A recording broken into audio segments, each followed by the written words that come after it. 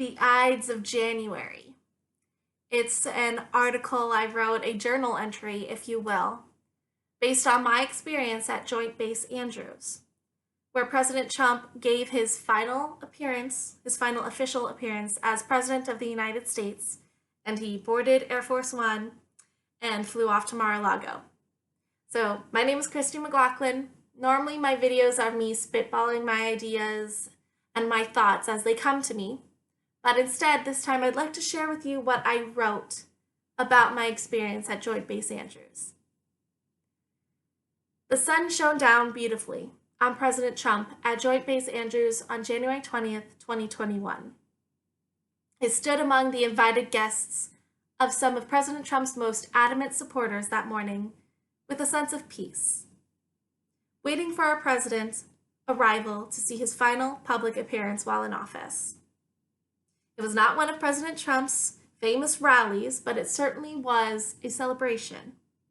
The Trump family stood strong and proud while President Trump gave his final official appearance.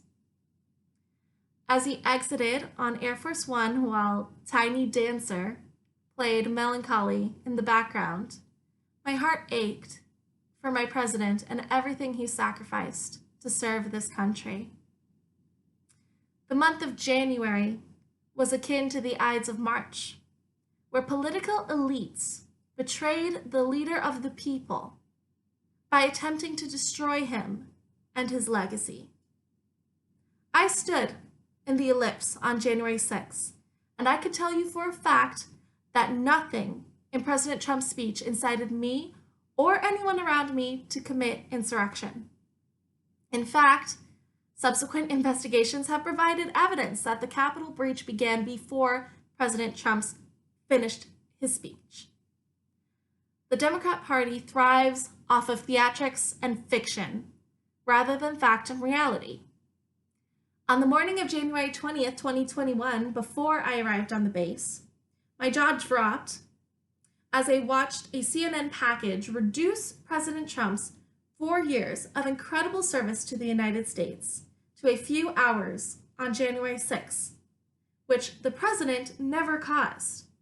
The headline was, "Trump's chaotic presidency comes to an end." I am an unapologetic, God-worshipping, America First constitutionalist, but I will not be labeled a domestic terrorist for supporting President Trump, and I will not be silenced.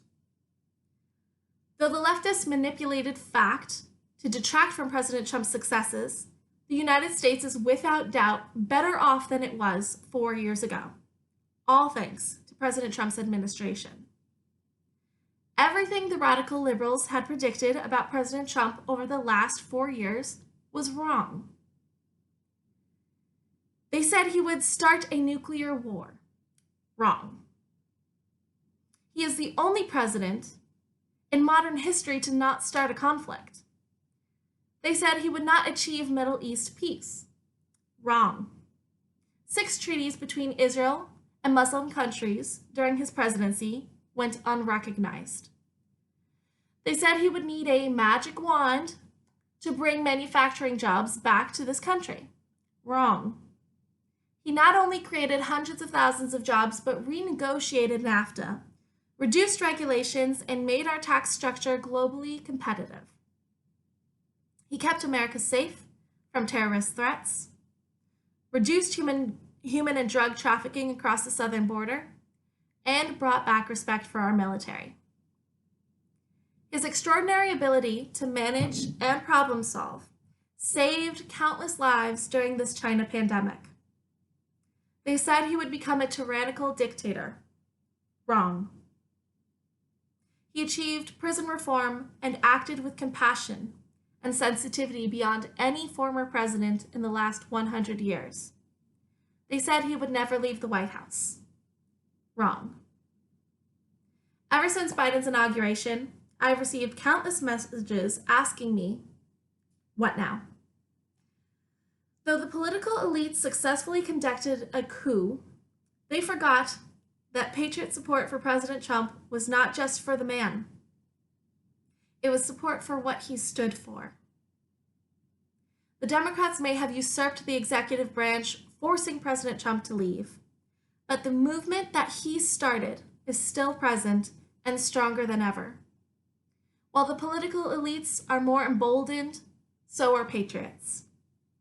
Patriots are rallying together, young people are getting involved, and Americans are becoming more aware and educated of the political games that take place in Washington, D.C. In fact, patriots don't have a choice, because if we don't come together and stand up for our fundamental rights, we will plunge further into socialist dystopia, where down is up is down, fact is fiction, fiction is fact, and hypocrisy is the national language. While at Joint Base Andrews, I snapped a picture of President Trump and quickly posted it on Facebook with the caption, "The sun shines down on you, Mr. President." Facebook immediately placed account restrictions on my personal Facebook page. Yep, folks, you read it right. I did not say or post anything violent or controversial. I did not breach any terms of usage. These social media giants have abused us by banning the New York Post from reporting accurate news about Hunter Biden's laptop, taking down the sitting president's social media accounts, and removing access to an entire social media platform, Parler. But when the big tech oligopolies immediately punish individual citizens, such as me, they have gone way too far. I will not turn a blind eye to the hypocrisy of the left by protecting the speech of Black Lives Matter rioters and suppressing Make America Great Again protesters. Facebook, Amazon, Google, Twitter are now the world's greatest human rights violators of freedom of expression, joining the ranks of Iran, China, and Russia. Suppression of conservative voices is very, very real and will continue through the Ides of January. Now the elites are poised to waste tremendous amount of taxpayer dollars on another sham vindictive impeachment trial. There is no greater exhibition of abuse of the Constitution than the second impeachment of President Trump. And none other than many prominent rhinos are complicit in the scheme. Et tu, Brutus? Patriots have been betrayed by dishonest politicians that rode on the coattails of President Trump to win re-election, only to turn around and stop defending the interests of patriots when it was inconvenient. Patriots are linking arms now, wise to the schemes of self-serving DC swamp creatures. Though the Democrats and elites have total control of Washington, D.C., they do not have control of our minds, hearts, and spirits. As always, we are one nation, under God, and everything we do is in God's name. We will support President Trump. We are at least 75 million strong, at least.